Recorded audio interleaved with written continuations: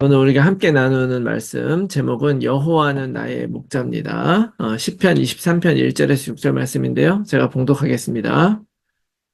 여호와는 나의 목자시니 내게 부족함이 없으리로다. 그가 나를 푸른 풀밭에 누이시며 쉴만한 물가로 인도하시는도다. 내 영혼을 소생시키시고 자기 이름을 위하여 의의 길로 인도하시는도다. 내가 사망의 음침한 골짜기로 다닐지라도 해를 두려워하지 않을 것은 주께서 나와 함께 하심이라. 주의 지팡이와 막대기가 나를 안위하시나이다. 주께서 내 원수의 목전에서 내게 상을 차려주시고 기름을 내 머리에 부으셨으니 내 잔이 넘치나이다. 내 평생의 선하심과 인자하심이 반드시 나를 따르리니 내가 여호와의 집에 영원히 살리로다. 아멘. 네, 오늘 수요 배우신 여러분 환영합니다. 우리 시편 23편은 우리가 너무나 잘 알고 있는 시편이고요. 또 목사님께서 말씀하신 대로 많은 분들이 이제 암송을 하고 계실 거예요. 그런데 오늘 이 말씀을 우리가 보면서 그냥 외워도 좋은 말씀인데 이 구석구석 담겨 있는 그 하나님의 그 뜻, 그 하나님의 약속이 어떤 것인지를 발견하면 사실은 더 감동적인 그런 말씀이 될 줄로 믿습니다. 먼저 우리가 조금 한번 보고 싶은 것은 여러분이 다윗이라는 이름, 이 다윗이 지었잖아요. 이 다윗이라는 이름의 뜻이 사랑받는 자라는 뜻입니다. 알고 계셨습니까? 그래서 하나님 보면은 참 다윗같이 하나님을 사랑하는 자가 없다. 하나님이 사랑하신 자 없다. 이렇게 하는데, 성경에 보면요. 이스라엘의 2대 왕이잖아요. 이 다윗을 제외하고는 이 이름을 쓴 사람이 없습니다. 오직 이 다윗만 다윗이고, 심지어 예수도 여러 번 나와요. 심지어 예수도 나오고, 뭐, 여러 사람 막 나오는데, 이 다윗이라는 이름은 이 사람에게만 쓰였죠. 왜냐하면 그만큼 하나님의 마음에 합한 사람이었고, 우리가 지난번에 봤었던 열왕기하 18장 3절에도 히스기야가 그의 조상 다윗의 모든 행위와 같이 여호와께서 보시기에 정직하게 행했다. 이렇게 많은 어떤 그 왕들의 행실을 통해서 얼마만큼 이 다윗이 하나님 앞에서 바르게 살았는가를 이제 이야기를 하고 있죠. 그런 다윗이 오늘 뭐라고 고백을 하고 있느냐? 바로 여호와는 나의 목자시다라고 이렇게 얘기를 하죠. 우리는 하나님 앞에 좋은 고백을 할 수 있습니다. 그러니까 사람에게 좋은 말은 많이 할 수 있어요. 무슨 말인지 못하겠습니까? 돈 드는 것도 아니고. 그런데 진짜 그렇게 생각하느냐는 정말 다른 일이죠. 이 다윗은 그냥 목자다라고 그냥 고백만 하는 것이 아니라 진짜 이 하나님을 나의 목자로 나를 지키시는 자로 그렇게 고백하면서 살았다는 거예요. 오늘 이 고백을 우리가 깊이 묵상을 하면서 우리들도 이런 고백을 할 수 있기를 바랍니다. 그래서 오늘 이 고백이 어떤 고백인지를 제대로 알려면 물론 뭐 아시는 분도 계시겠지만 사실은 이 고백이 어떤 배경에서 나왔는지도 좀 알아야 돼요. 그냥 너무나 좋은 말씀이고 다윗이 평안하게 그 양을 칠 때 나온 고백 같지만 사실은 그렇지가 않습니다. 이 시편 23편의 배경은요. 압살롬의 반란으로 인해서 쫓겨다니는 중에 지은 시예요. 여러분 다윗의 생이 그렇게 평탄하지가 않았어요. 뭐 그 인생을 다 얘기를 하자면은 처음부터 굉장히 많이 사실은 얘기를 해야 되죠. 어, 사무엘이 기름을 부으러 갔는데 그 아버지가 자식들을 다 보여주는데 다윗은 안 보여주고 끝났다 그래요. 그러니까 다윗은 왕감이 아니라고 생각을 했던 거죠. 아버지조차도. 그런데 나중에 결국에는 다윗을 보고 기름을 붓게 되잖아요. 그런 사람이었고 또 골리앗을 물리치고 나서 사울의 신하가 된 다음에도 사울왕의 신하가 된 다음에도 사울왕이 엄청나게 다윗을 죽이려고 여러 번 시도를 했어요. 그런데 그 죽음에서 이제 살아나죠. 그 친구 요나단의 그 도움을 통해서 살아나기도 하고 그러는데 왕이 된 다음에 지금 결정적인 것이 뭐냐면 이 압살롬이라고 하는 자기 아들이 반란을 일으키게 됩니다. 반란. 이제 그 시작은 어떻게 되냐면 다윗의 첫 번째 아들이 암논이라고 하는 첫 번째 아들이 있었는데 그 첫째 아들이 그 동생, 여동생이 있는데요. 배다른 여동생, 다말이라고. 그 다말이라고 하는 여동생은 압살롬이라고 하는 아들하고 같은 엄마에서 태어난 그런 형제예요. 그러니까 그런데 그 암논이 다말을 너무 좋아하는 거예요. 그래 막 상사병이 났어요. 그래가지고 그 다말을 결국에는 병시중 들게 하라고 오라고 한 다음에 그냥 범해버립니다. 근데 옛날 같으면은 그렇게 범하고 나서 또 데리고 살면 문제가 없는데 딱 범하고 나서 마음이 탁 식어버려요. 그래가지고 데리고 살지도 않고 그냥 또 내쳐버리는 거죠. 그래가지고 완전히 다말의 인생이 망가지게 돼버린 거예요. 이거를 압살롬이 그냥 복수를 한 게 아니라 오랜 시간 일을 가면서 복수합니다. 마치 괜찮다고 넘어가는 것처럼 몇 년을 기다려요. 한 2년을 기다린 후에 다 조용해지고 이제 더 이상 그런 거에 대한 복수심이 없나 보다 싶을 이렇게 방심했을 때 그 형제들을 다 불러가지고요. 잔치를 벌이면서 자기 부하들한테 얘기를 해놔요. 암논이 오면은 죽여라.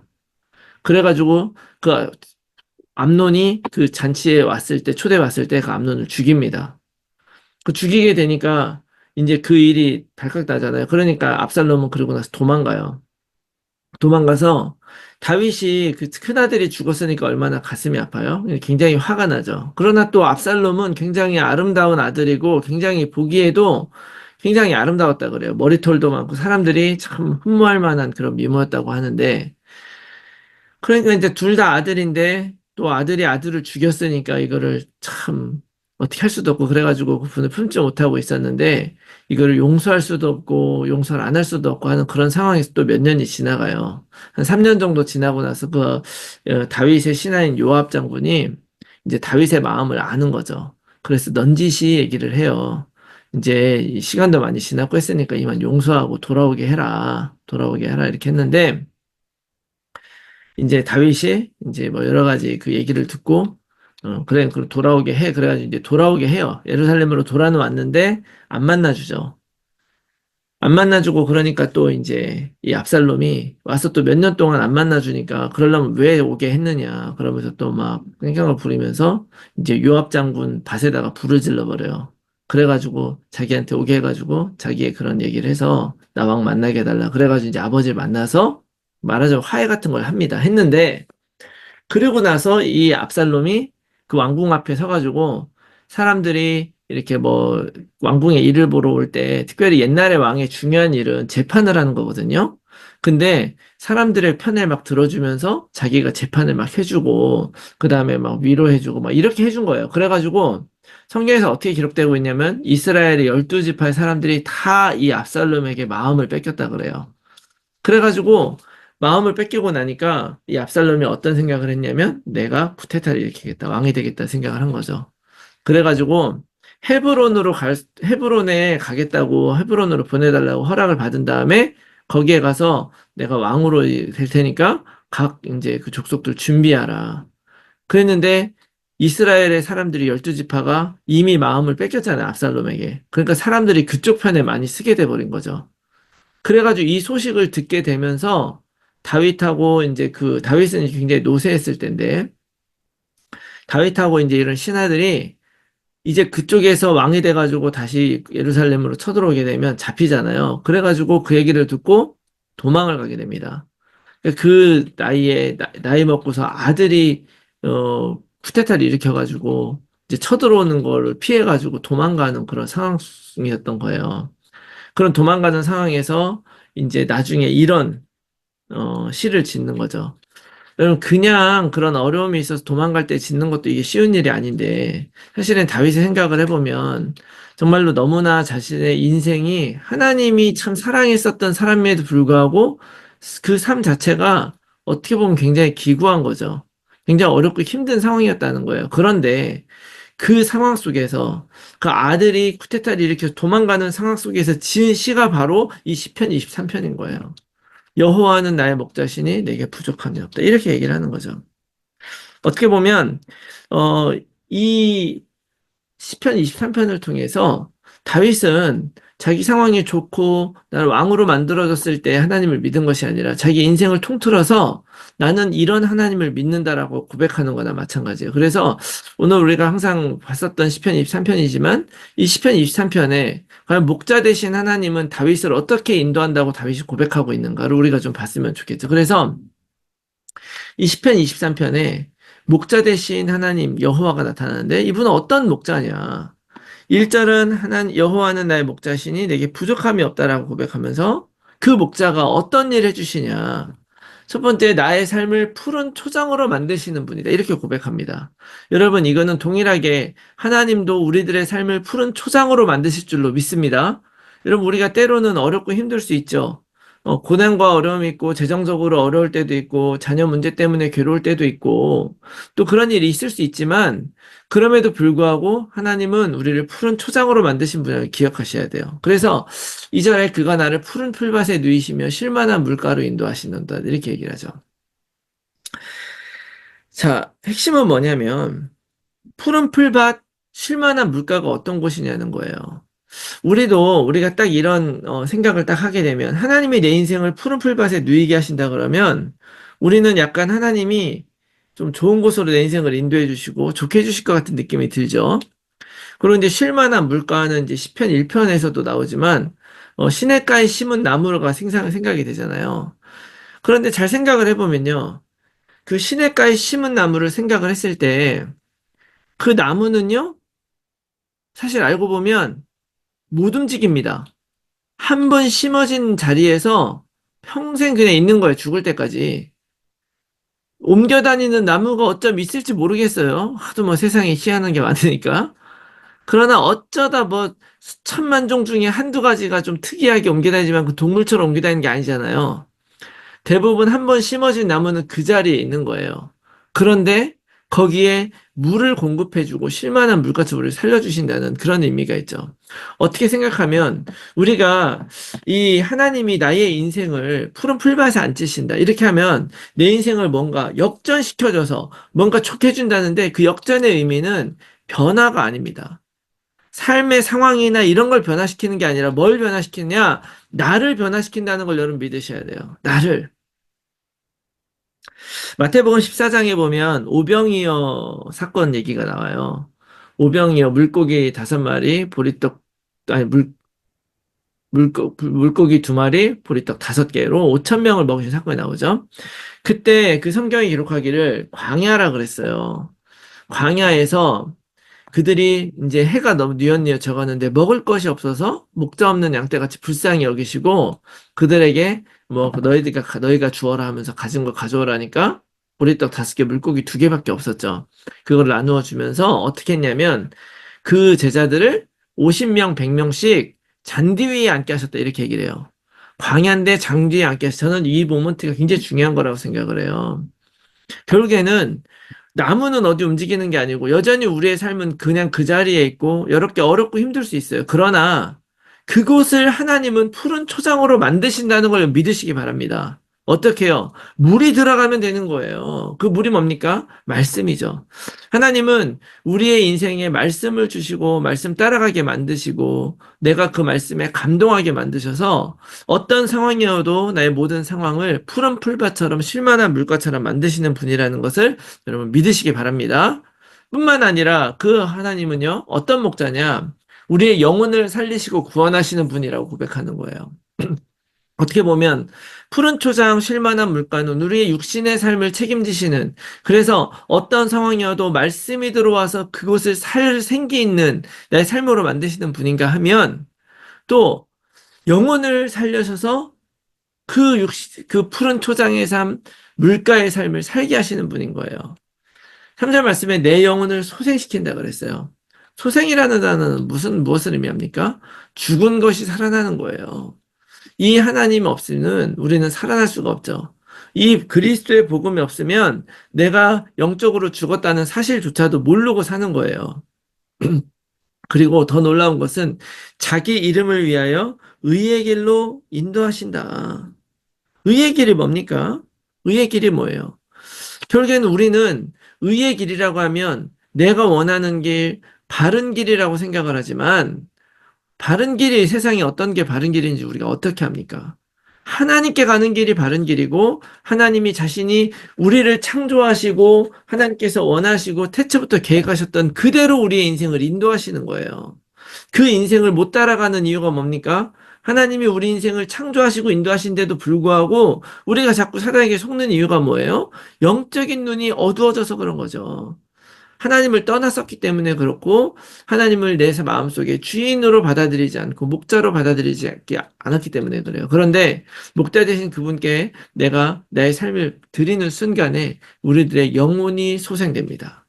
영혼들이 살아나는 거예요. 영적인 눈이 떠지고 육신적인 어려움과 문제 속에 있는 하나님의 뜻과 계획이 보이고 그래서 제가 참 이 다락방에서 참 좋고 은혜에 들어온 말씀 중에 하나는 뭐냐면 오늘의 문제와 고난이 축복의 발판이다. 이게 너무 중요한 거죠. 축복을 받는 발판이 되는 거예요.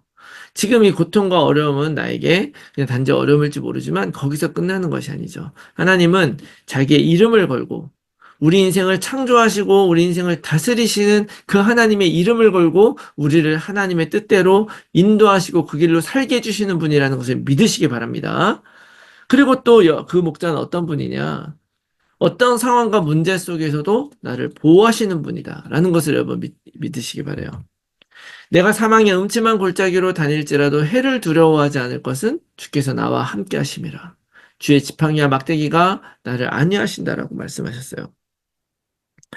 이거는 자, 하나님은 우리들을 보호하시는 거예요. 그리고 사망의 음침한 골짜기로 다니는 것. 사실은 어떻게 보면 저는 그런 생각도 들어요. 성경이 뭐 왜 그랬느냐라고까지 우리가 답을 얻을 수는 없으나 성경은 어떻게 시작하냐면 태초에 하나님이 천지를 창조하셨다고 말씀하시고 그 다음에 바로 이어서 그 땅의 상태가 흑암, 혼돈, 공허 가운데 있었다. 그 가운데 이 천지를 창조하신 거예요. 그러니까 그곳에 어떤 사단의 권세 또 어떤 대적자의 권세가 있을 수밖에 없는 곳이죠. 그런 어두운 곳에 우리를 창조하셨지만 그럼에도 불구하고 하나님은 우리를 사단에게 밥으로 주기 위해서 그런 것이 아니라 그곳에서 하나님을 찬양하며 사단같이 살지 않도록 사단같처럼 하나님을 배신하고 떠나가지 않아도 될 수 있도록 선악과라고 하는 그런 기준을 주시고 우리를 그곳에 능히 살게 하신 거예요. 그래서 하나님은 우리에게 어려운 인생을 준 것이 아닙니다. 때로 살다 보면 정말 사망의 음침한 골짜기, 사단이 우리의 인생을 넘어뜨리고 모든 것이 어두워져 가는 그런 어려운 삶을 줄지도 몰라요. 그러나 그거는 우리에게 있어서 두려움이고 우리에게 있어서 정말 사망의 음침한 골짜기일지 모르지만 하나님 입장에서는 그렇지가 않아요. 모든 것을 이기시는 분이 하나님이시고 이미 승리하신 분이 하나님이시고 사단은 그 하나님을 이길 수 있었으면 이미 이겼겠죠. 이기지 못해서 쫓겨난 존재인 거예요.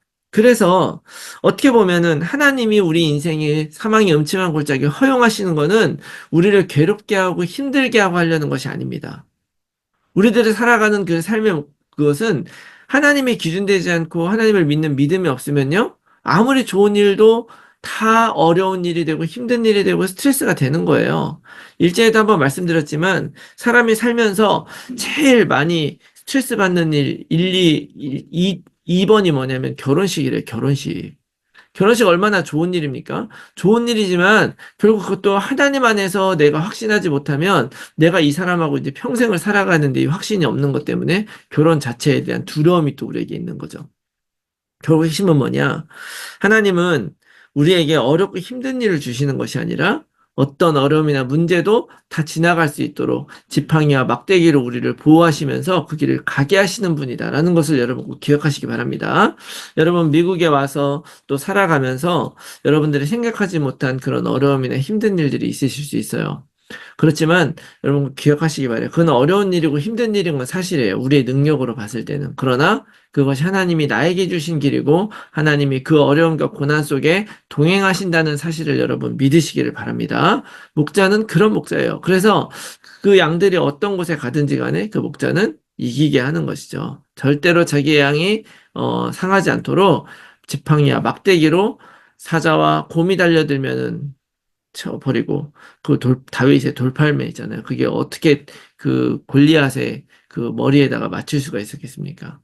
바로 그런 그 다윗과 같은 그런 용맹한 그런 인간 다윗도 그렇게 우리 그 양을 보호하는데 전능하신 하나님 우리를 이렇게 보호하시겠다고 말씀하시는 것입니다. 이런 보호하신 하나님의 그 목자 되심을 여러분들이 정말 붙드시기 바랍니다.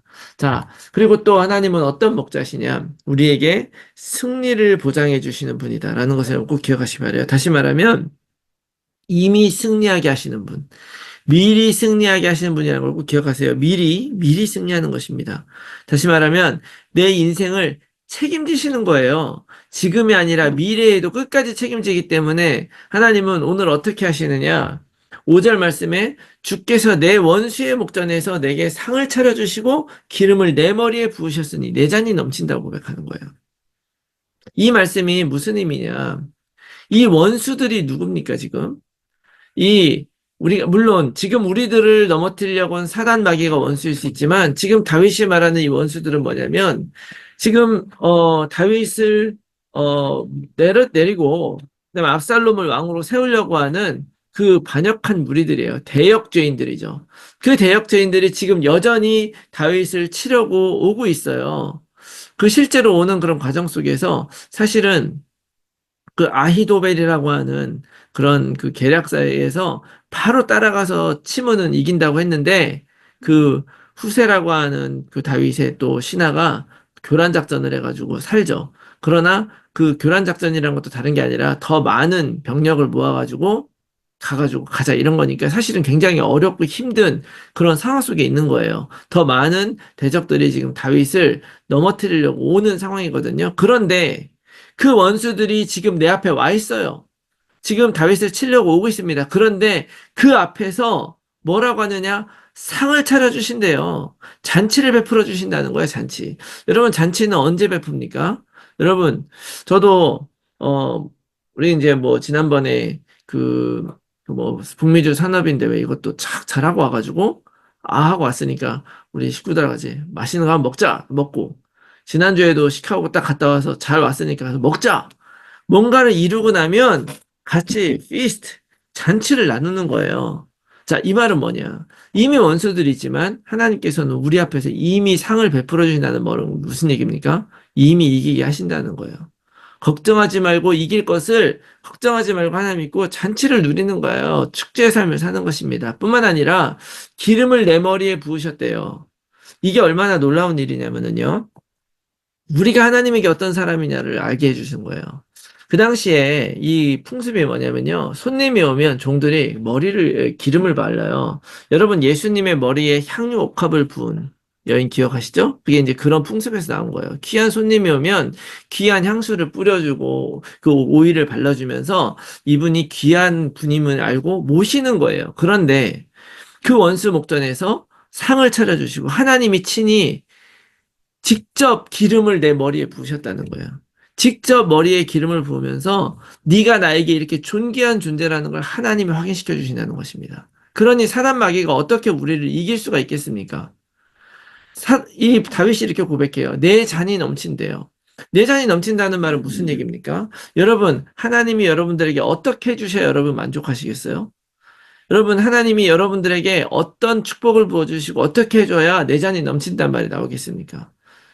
진짜 내 잔이 넘치는 것은 뭐냐면 내가 만약에 세상이 어떤 것들을 바라고 있다면 어쩔 땐 넘치겠지만 어쩔 땐 안 넘치겠죠. 그러나 정말 하나님이 나를 어떻게 생각하시느냐. 나를 이렇게 존귀하게 여겨주시고 하나님이 나를 이렇게 사랑해 주시고 늘 이기게 하시고 책임져 주시는데 그리고 그 하나님이 십자가의 그 은혜로 이미 사단마귀 다 이기고 승리하게 해주셨는데 그 은혜를 바라보는 사람은 늘 나의 잔이 넘치는 거예요. 이 잔이 넘친다고 하고 그 하나님의 그리스도의 이름이 나에게 충분하다고 고백하는 사람이 정말로 모든 어려움도 이기고 정말 이 목자 되신 예수님을 따라가는 것입니다. 재미난 것은 뭐냐면요. 누가복음에 보면 길 잃은 양 비유가 하나 나오잖아요. 그 99마리 양을 놓고 한 마리 길 잃은 양을 찾아가는. 양들은 원래 눈이 나쁘고 그래가지고요. 멀리 보지 못하고 앞에 있는 것만 보고 따라가는 동물이란 말이죠. 제가 좀 이따가 또 양들의 특징에 잠깐 얘기하겠지만 내가 한눈 팔고 다른 거에 내 잔을 채우고자 한다면요. 길 잃은 양이 되는 거예요. 그럼에도 불구하고 그런 양을 하나님은 찾아서 데리고 오시는 분이다. 여러분, 정말 이 은혜를 여러분들이 정말 날마다 사모하면서 살아가시기 바랍니다. 우리 삶이 정말 무엇으로 가득 차기 원하는가?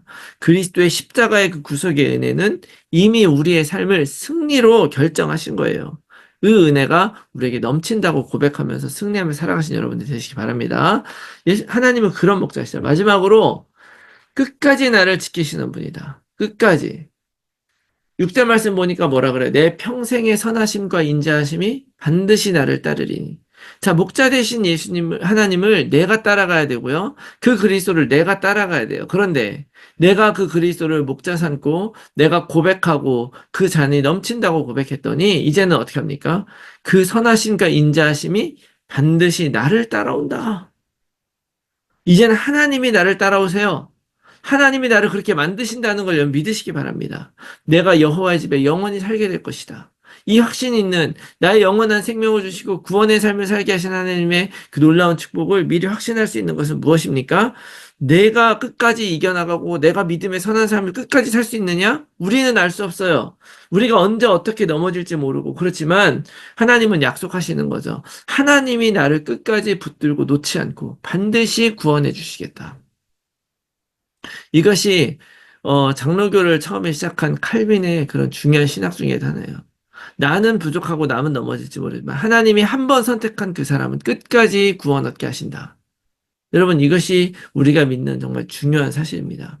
여러분, 그 하나님은 끝까지 나를 인도하실 뿐만 아니라 내 평생이라는 말은 내 생명의 모든 날들 동안에라는 그런 의미예요. 그렇게 읽으면 정말 다르죠. 내 평생의 모든 날들 동안에 하나님은 반드시 선하고 인자하심으로 나를 따라오며 나를 지키시고 나를 끝까지 여호와의 집에 하나님의 나라에 들어갈 수 있도록 하나님은 만드실 것이다. 하나님은 이런 목자십니다. 그리고 다윗이 따라가는 목자는 그런 하나님이신 거예요. 그러므로 종교 생활과는 정말 너무나 다르죠. 종교 생활이 아니고 정말 우리를 정말 창조하시고 인도하시고 나의 삶이 온전히 하나님께 있다고 고백하는 그 다윗이 하는 그런 고백이 바로 이런 것이죠. 슈엘라 달목사님께서 질문을 던지셨지만 어떻게 그 하나님을 나의 목자로 삼을 것인가? 어, 요한복음 10장 11절에 이런 말씀이 있어요. 나는 선한 목자라 선한 목자는 양들을 위하여 목숨을 버리거니와. 예수님이 이렇게 말씀하셨죠. 그리고 정말 우리를 위해서 십자가 달려 죽으시고 우리를 구원하셨다. 그리스도가 우리에게 오신 이유는 양들로 하여금 생명을 얻되 더 풍성히 얻게 하려 하는 것이다. 그렇기 때문에 그 하나님을 우리가 제대로 알고 만나서 목자 되신 하나님을 따라 살아가면 제일 좋은데 우리가 하나님을 떠나서 하나님을 알 수 없을 때 그분이 친히 인간으로 우리에게 오셔서 바로 하나님이 예수님이 그리스도라 우리 앞에 보이는 그 그리스도를 영접함으로 보이지 않는 그 하나님이 나와 내 삶과 연결되게 만들어 주신 거예요. 그래서 내가 그리스도를 고백하고 하나님의 말씀을 따라 살기를 결단하는 순간 바로 하나님은 우리의 목자가 되시고 우리 인생을 책임지신다는 것 여러분 기억하시기 바랍니다. 사람이 살다 보면 인생이 꼬이기도 하고 내 뜻대로 되지 않기도 하죠. 다윗은 사실은 이스라엘 역사상 가장 넓은 지역을 정복한 왕이었어요. 그렇기 때문에 어떻게 보면 평생 다윗은 원수들이 자신을 공격하고 괴롭혔고 그 대적들하고 싸워야 됐었죠. 그뿐만 아니라 오늘 이 시편 말씀을 기록한 그때도 가장 자기가 사랑했었던 그 아들에게 배반당해서 도망다니는 상황이었음에 불구하고 그는 하나님에 대한 다른 자세라든지 다른 마음을 품은 적이 없는 거예요. 하나님은 그걸 아시는 거죠. 다윗의 인생이 너무나 뭐 거룩했기 때문도 아니고요. 깨끗했기 때문도 아니고 사실은 알고 보면 죄도 졌잖아요. 그 아히도벨이라고 하는 사람이 우리아의 장인이었잖아요. 그래서 그 밧세바를 그렇게 몰래 그렇게 간음을 하고 나서 그 죽인 그런 죄를 지었던 그런 다윗이었음에도 불구하고 실수할 수 있죠. 그러나 다윗이 그럼에도 불구하고 하나님 앞에 늘 자신의 의지와 자신의 능력으로 산 것이 아니라 그러나 그럼에도 불구하고 하나님을 따라서 살고 하나님 앞에 정직하게 고백하고 회개하고 늘 그렇게 살았던 사람이었기 때문에 하나님은 그렇게 다윗을 사랑하셨고 또 어떤 상황과 문제 속에서도 결국에는 우리가 알고 있는 다윗으로 남을 수 있었던 것이라고 믿습니다. 그래서 우리가 꼭 기억하시기 바라요. 하나님은 어떤 분이냐? 바로 하나님은 우리는 하나님이 도와주셔서 우리의 인생이 정말 어떤 조건에 갖춰지고 또 어느 정도 기반이 갖춰지기를 바라고 있지만 눈을 조금만 더 뜨고 보면은요, 이게 역전이 돼야 돼요. 역전이 된다는 말이 뭐냐? 알고 보니까 그게 아니라 이미 하나님이 너무나 나에게 많은 것을 부어주셨구나. 늘 함께 하시고 이기게 하셔서 오늘 이 자리에 있는 것이구나. 이것이 바로 그리스도의 십자가의 사랑이고 십자가의 능력이 아닌가 생각을 합니다. 그래서 우리들이 하나님께 감사하는 게 아니라 아직도 무엇인가를 막 기다리고 있다고 한다면 어쩌면 우리는 평생 다윗과 같은 고백 못 하는 거예요. 많은 사람들이 우리 인생이 좀 펴서 어느 순간에 더 행복해지고 더 좋아지길 바라잖아요. 그 사람은 절대로 만족 못 합니다. 우리는 이미 그 하나님이 그리스도를 통해서 나의 목자심을 고백하며 살아가는 사람이다. 꼭 기억하시기 바랍니다. 오늘 메시지 붙들고 좀 깊이 묵상했으면 첫 번째는요. 그 그리스도가 나의 목자시고 하나의 목자라는 것을 내가 인정하고 따라가기 위해서는요. 내가 양이라는 거 인정해야 돼요.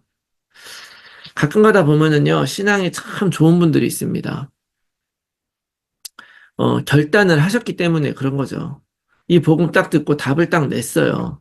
답을 딱 냈기 때문에 뭐 그냥 흔들리지 않고 따라가는 거 좋습니다. 좋은데 그렇게 따라가는 것과 모든 순간에 하나님 그리스도를 고백하고 하나님이 원하시는 일을 하는 거하고도 조금 또 다른 부분들이 있는 것 같아요. 왜냐하면 양들이라는 거, 내가 양들이라는 것을 내가 인정을 하지 않으면 겉으로는 양떼 안에 있지만 사실은 속으로는 다른 마음을 품을 수도 있는 거거든요. 양들은요, 그런 특성이 있대요. 제가 이번에 좀 조사를 해보니까 시력이 안 좋아가지고 눈앞에 보이면 눈앞에 있는 것만 보고 따라간다는 거예요.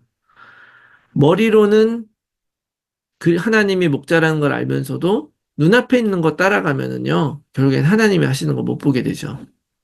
그리고 또 잘 속는데요. 되게 잘 속는데요. 그래가지고 되게 이렇게 그 맹수들도 그런 거를 이용을 해가지고 양을 잡아먹는다네요. 이렇게 속여가지고 골짜기로 막 끌고 가고. 그런데 또 그거를 역이용해가지고 또 그 양치기 셰퍼드 개들도 그렇게 훈련을 시킨다는 거예요. 그런 부분들이 있고 또 잘 넘어진답니다. 그래서 양들이 근데 또 한 번 넘어지면 제가 그 어떤 한 뭐야 이게 그 영상 클립을 봤는데 야생에서 어떤 양이 하나 구조가 됐는데 털이 너무 많이 나가지고요. 그 무게가 너무 무거워가지고 이 양이 넘어져가지고 일어나지 못하는 거예요. 그 죽기 직전에 구조가 됐어요. 그런 양을 봤어요. 그러니까 자기 털이 그렇게 너무나 많이 나면 무거워가지고 결국 넘어져서 일어나지를 못한다는 거예요. 근데 사실 우리가 그렇잖아요. 사단이 우리에게 조금만 그냥 어떤 그 덫을 놔버리면 우리는 쉽게 넘어질 수밖에 없습니다. 또 되게 생각보다 이기적이라는 거예요. 이기적이고 제멋대로다.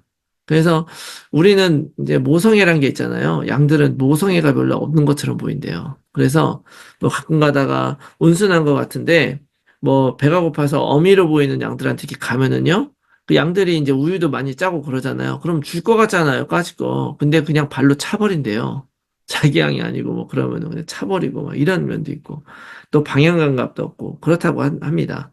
자, 그런데 우리가 이런 양 같은 존재잖아요. 사실 알고 보면 내가 그리스도를 따라간다 하지만 너무나 쉽게 세상적인 것들에 팔리기도 하고 또 속기도 하고 그렇기 때문에 내가 그럴 수밖에 없고 나는 실수할 수밖에 없다는 걸 알고 그래서 우리는 더 깊이 계속 그리스도를 누리고 고백하고 말씀 안에 있어야 되는 줄로 믿습니다.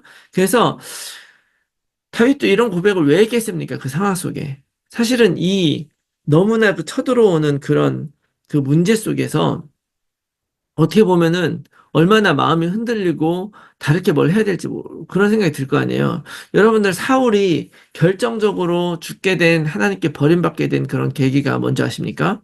하나님께 제사 드리고 항상 그 전쟁을 나갔는데 지금 제사 드려 전쟁을 하러 왔다가 제사를 드려야 되는데 사무엘이 늦게 오는 거예요. 그걸 못 참고서 자기가 혼자 먼저 제사 드리는 바람에 하나님 앞에 그냥 그렇게 됐어요. 그러니까 그 전쟁 앞두고 얼마나 우리 마음이 그럴 수 있어요. 그러나 그럼에도 불구하고 그 순간에 이런 고백을 하면서 계속 마음을 붙잡았던 거예요.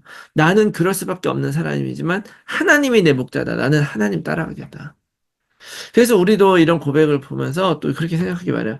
말씀을 따라가기로 결단하는 거예요. 말씀만 따라가기로. 이것이 결국 무엇이냐? 무조건 말씀을 따라가게 되면 결국 우리는 어떤 인생을 살게 되는 것이냐? 파수꾼의 삶을 살게 되는 것이죠. 주일날 목사님께서 말씀하셨듯이 살리려고 하나님이 우리를 이 땅에 보내셨고 또 증인으로 보내셨다고 한다면 그걸 어떻게 내 힘으로 어떤 식으로 파수꾼으로 쓸 거예요. 사실은 너무나 우리가 생각하는 개념이랑 다르죠. 지금은 파수대가 필요가 없잖아요. 레이더가 있으니까.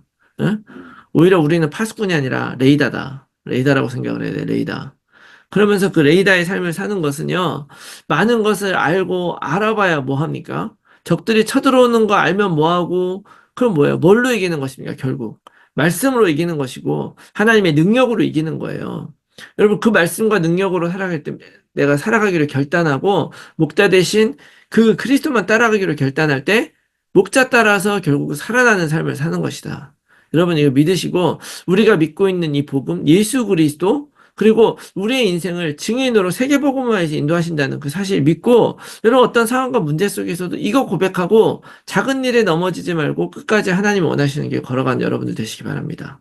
미리 결단해버리는 거예요. 그래서 뭐 때때로 여러 가지 뭐 요즘에 이제 뭐 중직자 이제 세우기도 하고 그러면서 중직자 뭐 후보 되신 분들은 좀 이제 마음속에 여러 가지 또 갈등도 있으실 것이고 또 이제 걱정도 있으실 수도 있고 그럴 거예요. 그러나 그런 모든 일들이요. 사실은 삶에 지금만 있는 게 아니라 앞으로도 있는 것이고 사단마귀는 어떻게든 틈만 있으면 우리 공격할 거란 말이죠. 그러나 한 번 딱 마음 먹어버리는 거야. 나는 말씀 따라가는 것이다. 결국에는 말씀 따라가는 중직자, 말씀 따라가는 전도자가 필요한 것이지 다락방 잘 알고 이론 잘한다고 하는 그런 사람을 따라가는 것이 아니란 말이죠. 무엇인가 잘 만들어내는 사람, 좋은 결과를 나타내는 것이 아니라 하나님이 원하시는 결과를 나타내고 하나님이 일하시는 결과를 나타내기 위해서 여러분들이 정말 그리스도를 목자 삼아서 걸어가기를 결단하면 하나님께서 여러분 통해서 반드시 이루실 것이라고 믿습니다. 이 사실 믿고 여러분들 삶 속에서 늘 여호와는 나의 목자다 고백하는 여러분들이 다 되시기를 예수 그리스도의 이름으로 축원합니다. 아멘.